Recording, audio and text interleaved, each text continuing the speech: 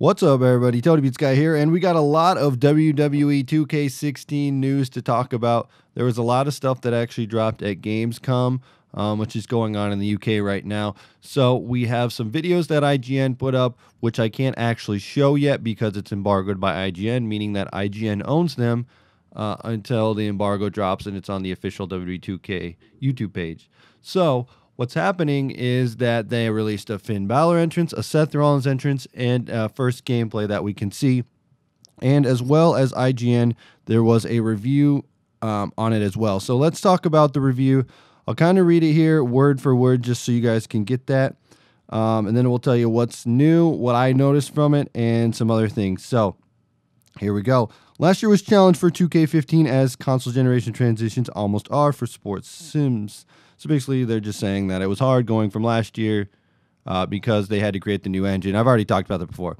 On top of the challenge that comes from rebuilding an established franchise to meeting expectations that come with the new hardware, visual concepts, and Ukes opted to radically change the gameplay direction to long-running wrestling series. It was a lot to handle, and while our W2K review gave it a lot of credit for improving depth and overall match pacing, there's a lot missing in terms of roster and feature set. So IGN apparently liked it, but they said there was a lot missing. After sitting down with 2K and Visual Concepts, it's clear that bridging that context gap while continuing to make matches feel more like the real thing is the game plan for WWE 2K16. So basically, they're going to make sure that this is the simulation game that we want. Probably the biggest piece of news is the roster, which will have 120 unique playable characters. I asked what unique meant exactly, and the answer is that in most cases it means an actual different person, not several different versions of the same character. If the same performer has two completely different gimmicks, those would be counted as separate unique characters, but the same wrestlers from different eras wouldn't count towards the 120. So, completely hypothetical, Dude Love, Cactus Jack, and Mankind would represent three unique characters, but 90s Triple H and current Triple H would actually be just one. Again, no confirmation about any of those names, eras, but hopefully that illustrates just how big the roster is going to be. And yes, we already know that there is going to be NXT members on the roster. Finn Bálor fans rejoice. What I'm most pleased about personally is that they aren't turning their back with the changes they made to the match pacing and overall gameplay. In fact, they're pushing further into the simulation direction. Chain grappling is backed, and there are more transition and moves now to reflect the ability of the wrestlers involved. Chain grapples are now impacted more by wrestlers' attributed values, and there can even be ties resulting in breaks or cheap parting shots. More exciting is the addition of working grapples where initiating wrestler can rest up and get some stamina back while draining his opponents. So basically you can put him in a rest hold is what I'm feeling here. It's a neat way of taking an element of in-ring performance and turning into a useful gameplay mechanic. Reversals have been hard to balance, they're saying here, either turning matches into a never-ending chain of moves or being so tricky that one player ends up watching helplessly as they get beat up to a pulp for minutes at a time. This year, two huge changes to how reversals may actually solve this issue for once. You start each match with a limited stock of reversals. Once you use one, it will slowly regenerate over time, meaning that if you try to counter every move thrown your way, you'll be out in no time flat, leaving you completely vulnerable until one regenerates. What's more, you can now pass on your initial chance to reversal a move as its startup and instead attempt a difficult to time major reversal mid-move. It will cost you 2 reversal stocks, but the effects can be match-changing, debuffing your opponent in a variety of possible ways and giving you time to really turn things around. So instead of doing a reversal right at the beginning, you can do it mid-move. It'll cost you 2, but it's a good way to change the match pace. So there you go. My career is back, and this time it goes a lot further, all the way to gaining admission to the WWE Hall of Fame.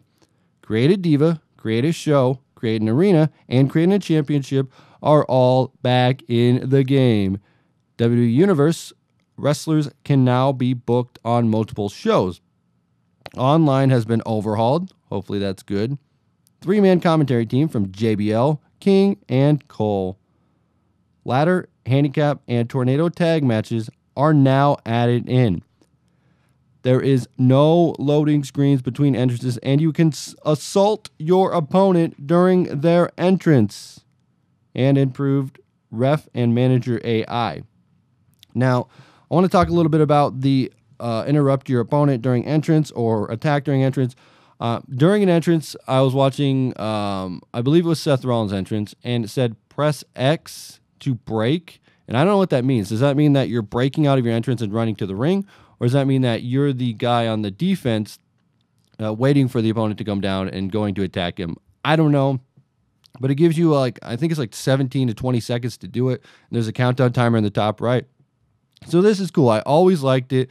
I always thought it was something that should be in a game, and we're going to see it. I don't think it's something that we should do every match, obviously, but it's something that's going to be in the game, and it'll be fun. Hopefully, if it's online, that'll add to the fun effect, but we'll see if there's some way to counter it or not counter it. If there's no way to counter it, I don't know how useful this will be, but hopefully there is a good way to counter this. So we're seeing that. And then watching the entrances, I watched the Finn entrance and I watched the Seth Rollins entrance, and I saw a few things. One thing that I saw was the Soft, S-A-W-F-T, Soft. I saw that shirt in the crowd, and I saw an AJ Lee sign in the crowd. So that doesn't necessarily confirm, but the AJ Lee sign was I Dig Crazy Chicks, which, that's the AJ Lee thing. So we can assume AJ Lee's going to be in the game. Maybe Enzo and Cass and Carmella.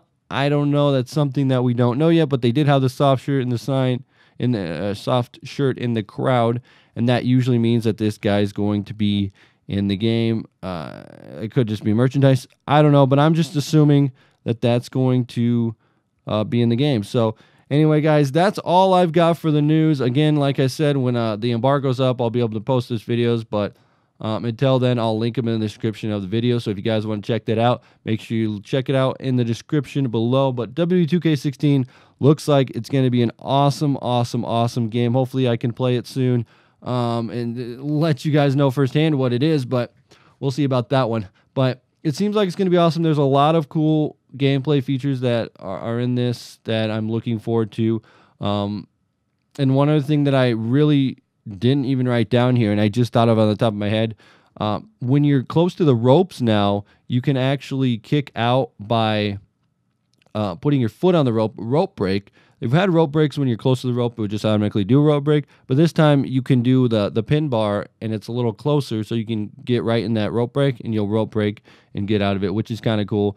And then a submission, the way submissions work now is when you put them in a submission, if you're playing against, I guess it works with computers as well, but if you're playing, whoever's putting the submission on will have a way to move around the bar, around the circle thing, like the circle submission thing, and then the other person has a chance to move around the circle thing as well. So you both move around the circle and you try to match it up, and if you land at the same spot the other person is, the submission's broken, and that's the way it goes. So it's something a little bit more difficult, but they're going for more simulation, maybe draw out the matches.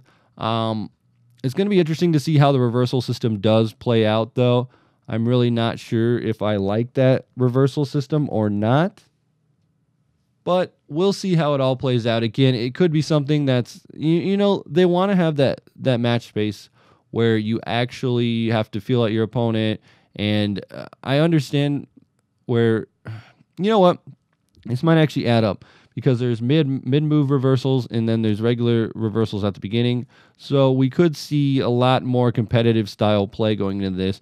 And hopefully if things go well and it's not too difficult, we could actually have like tournaments and stuff like that. I'm not sure how well that's going to work, if that will even happen, but it's an idea that's something that I've always wanted to maybe do, is like tournament style for this game, but who knows? We'll see if the way that it plays out, if it's fair and just, is what I really want to see. So anyway, guys, let me know what you think about WWE 2K16 and all the news that dropped today. And if there's anything that I missed, let me know in the comments section below. And as always, hit that like button if you enjoyed this. Tony Beats Guy, frag out.